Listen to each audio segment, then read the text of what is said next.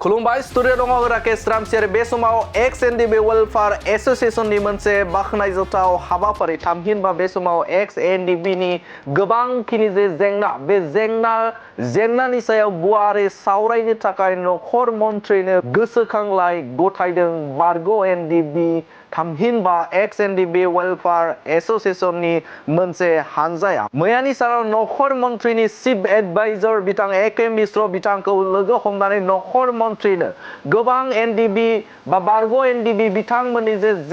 बिथांमोननि जेंनाखौ लानानै नखर मन्थ्रिनो गोसोखांलाय गथायनायखौ नुनो मोनदों।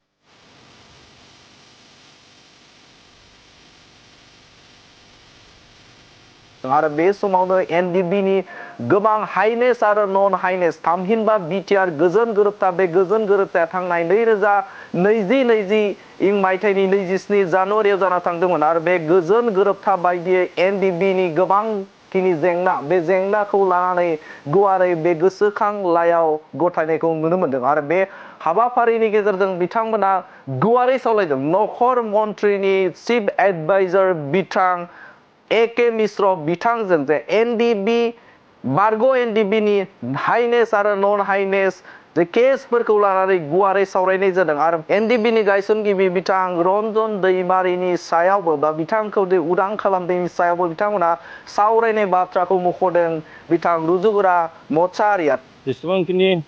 एक्स एनडिबिनि सायाव केसफोर नन हाइनेस आरो हाइनेस केसफोर दं बिनि सायाव जोङो ब्रिफिंसआव जों रायज्लायदों आरो लोगोसेयै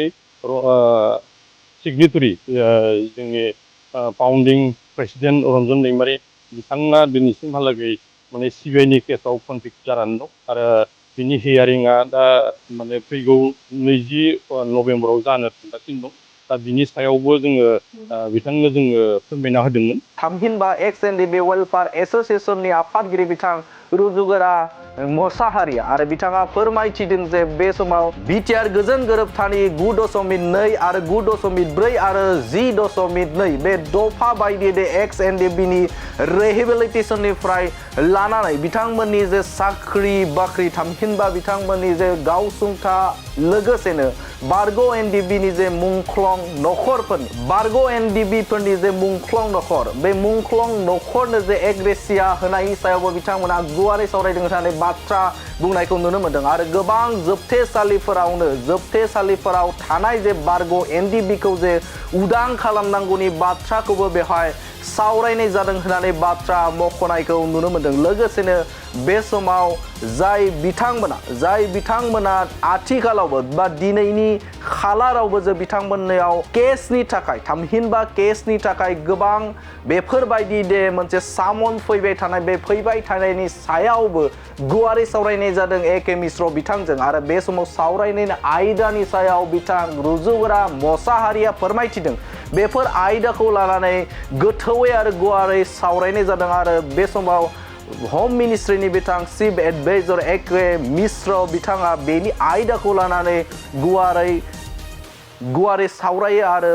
उननि हाबाफारिफोराव बेफोरखौ सुस्रांनायनि थाखाय लामा दिहुनगोन होननानै खोथा बुंनायखौ नुनो मोनदों लोगोसेनो बिथां एक्स एनडिबि वेलफेयार एसोसिएशननि आफादगिरि रुजुगोरा मसाहारिया फोरमायथिदों दि थांनाय सानफोराव जाखिनि बे समाव इउनाइटेड फरम एक्स एनडिबिफोरा मावनो हायै खामानिफोर थामहिनबा बिथांमोना माखासे खामानिखौ मावनो हायाखै जायनि थाखायनो एक्स एनडिबि वेलफेयार एसोसिएशनखौ दाफुंनानै थामहिनबा बे समाव दानानै हाबा मावनो थाखाय ओंखारदों होननानै बाथ्रा मख'नायखौ नुनो मोनदों आरो बे समाव बारग' एनडिबिनि गोबां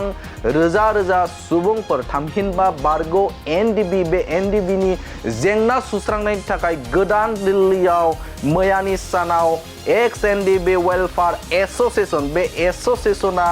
हादरनि नखर मन्थ्रिनि चिफ एडभाइजर बिथां ए.के. मिश्रनि जोहै नखर मन्थ्रिनो गोसोखांलाय गथायनायखौ नुनो मोनदों आरो बे गथायनायनि गेजेरजों बारग' एनडिबिनि गोबां जेंना बे जेंनाफोरखौ लानानै सावरायनाय जादोंबो होननानै बाथ्रा मख'दों बिथां एक्स एनडिबि वेलफेयार एसोसिएशननि आफादगिरि बिथां रुजुगोरा मसाहारिया दानिया फैदो बिथाङा आरोबाव मा बाथ्रा बुंदों नोंथांमोननि गेजेराव होनि आं एक्स एनडिबि वेलफेयारनि आफादगिरि रुजिग्रा मोसाहारि आरो आंजों लोगोसे गाहाय नेहाथारि दिलरन्जन नार्जारि, लोगोसेयै लेङाइ आफादगिरि बेनुल वारि आरो जोंनि सेन्ट्रेल टिमनिनो एक्स एन डि बि वेलफेयार एस'सियेसननि जोंहा सोद्रोमा माथुराम ब्रह्म आरो लोगोसे सयन वारि, जों गासै साबा दिनैहाय बे भारतनि राजथावनि हम मिनिस्ट्रिनि नर्थ इस्ट जननि एडभाइजार जों एके मिश्रखौ लोगो हमनानै जोङो एक्स एन डि बि वेलफेयार एस'सियेसन हिसाबै एक्स एन डि बि रिलेटेड माखासे इस्युसफोर जोंहा थालांनाय दं, बेखौ जोङो गोसोखां बिलाइ जोङो होफैदों आरो बेयाव गोसोखां बिलाइयाव जोङो एक्स एन डि बि हिसाबै थांनाय 2020 मायथाइनि 27 जानुवारियाव जि बिटिआर एकर्ड जालांबाय, बे एकर्डनि दफा मथे आर्टिकेल 9.2 आरो लोगोसे 9.4 आरो 10.2 बे मोनथाम पइन्टनि सायाव जोङो गोसोखां बिलाइ होदों आरो बे पइन्टनि सायाव जोङो डिटेल्सै जोङो रायलायदों आरो जिहेतु जोङो पिस एकर्ड जानायनि उनाव दिनैसिमहालागै जेसेबांखिनि एक्स एन डि बि नि सायाव केसफोर नन हाइनेस आरो हाइनेस केसफोर दं, बिनि सायाव जोङो ब्रिफिंस होनानै जों रायलायदों आरो लोगोसेयै सिगनेटरि जोंनि फाउन्डिं प्रेसिडेन्ट रन्जन दैमारि बिथाङा दिनैसिमहालागै माने सिबिआइनि केसाव कनभिक्ट जानानै दं आरो बिनि हियारिंआ दा माने फैगौ 20 नभेम्बराव जानो थांगासिनो दं। दा बिनि सायावबो जोङो बिथांनो जोङो फोरमायना होदोंमोन आरो बे फोरमायनाय लोगो लोगो बिथाङा खुब गुरुत्त' सहकारे बुंदों जे बे केसखौ आङो टेकेल खालामगोन, आङो सावरायगोन आरो सरकारनिसिम आङो बेखौ होगोन आरो आंनि तरफनिफ्राय जेसेबां हायो आं बेखौ मावफुंना होनो थाखाय बिथाङा जोंनो खोथा होदों आरो लोगोसे जेसेबांखिनि जोंहा माने सिबिआइ बा एनआइए केसाव जायफ्रा दिनैहाय हाइनेस बा न' हाइनेसफोर केसफोर जानानै दङ बा दिनैहाय हियारिं जाबाय थायो, सामन जाबाय थायो, मालाबा इनकुइरि बिदि फैबाय थायो, बिनि सायावबो जोङो डिटेल्सै बिथांनो जों फोरमायना होदों आरो जोङो बेखौ खावलायदों जे जिहेतु जोंनो पिस एकर्ड जानाया बिटिआर एकर्ड जानाया बोसोरब्रै जाबाय आरो बे बोसोरब्रैयाव जेसेबांखिनि जोङो एक्स एन डि बि हिसाबै जेसेबांखिनि मावथिफोर दंमोन आरो बिथांमोना दिनैहाय ससियेल लाइफ इन्जयमेन्ट खालामहैबाय, सामाजिक जिबन थांबाय, गणतान्त्रिक भाबे जेरैबायदि मावनांगौ बेबायदि माने रायजो राजाजों ससाइटिजों गोरोबनानै खामानि मावबाय, दिनैसिमहालागै 4 बोसोराव जेबो माने बेबायदि अघटन जायाखै आरो बेखौ नोजोर होनानै जोङो सरकारनो जों खावलायदों, बिथांनि थ्रुयै जों खावलायदों जे जोंनि जेसेबांखिनि केसफोर दं बेखौ माने जेनेरेल एमनेस्टि होनांगौ होननानै जोङो खावलायनाय जादों आरो बेखौ बिथाङा खुब गुरुत्त' सहकारे लादों आरो बे साननैसोनि उनावहाय बिथाङा बेखौ सरकारनिसिमहालागै होनानै जेसेबांखिनि जोंनो एक्स एन डि बि नि जेसेबांखिनि मावनो गोनां खामानिफोर दं बेखौ बिथाङा मावनानै होगोन बा माने सरकारनिसिम अबगत खालामगोन होननानै बिथाङा जोंनो खोथा होदों। माब्लाबा माब्लाबा जों नुनो मोनो एक्स एन डि बि फरामनि मोनसे दोलोआ आलादा ओमफ्राय नोंथांमोना आलादा रायलायनायखौ जों नुनो मोनो। माबायदि बिनि बेलायावहाय केसनि बेलायाव माबायदि आवगायनाय नुनो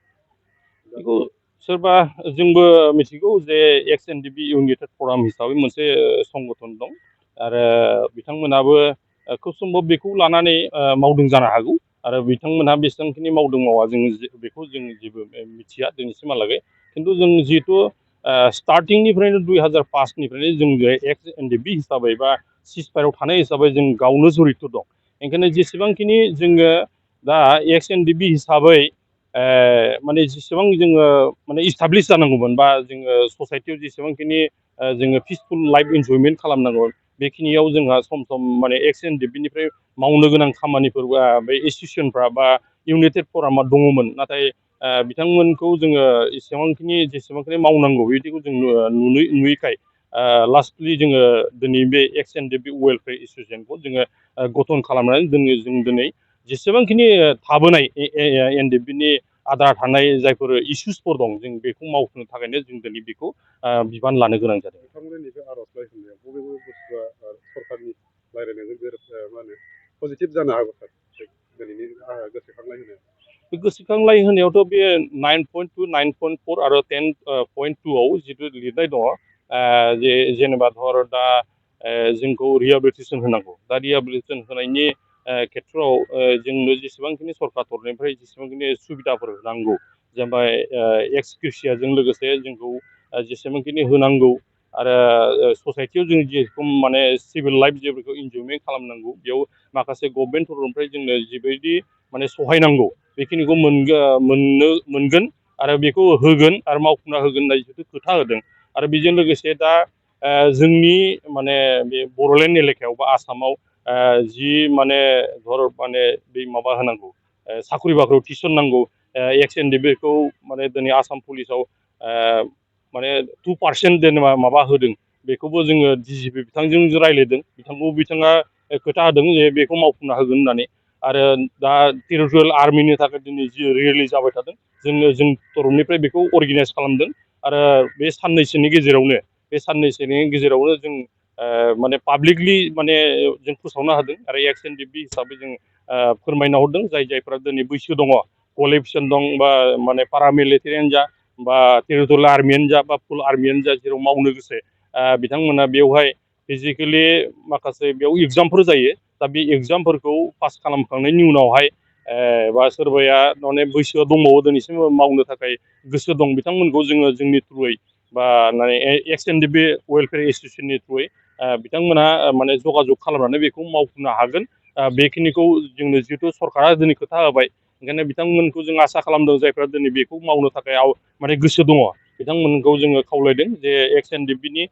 जेसेबांखिनि सोद्रोमाफोर दं एक्स एन डि बि वेलफेयार एस'सियेसन दं बिथांमोना जगाजग जायोबा निस्सय बेयावहाय माने सहाय जागोन आरो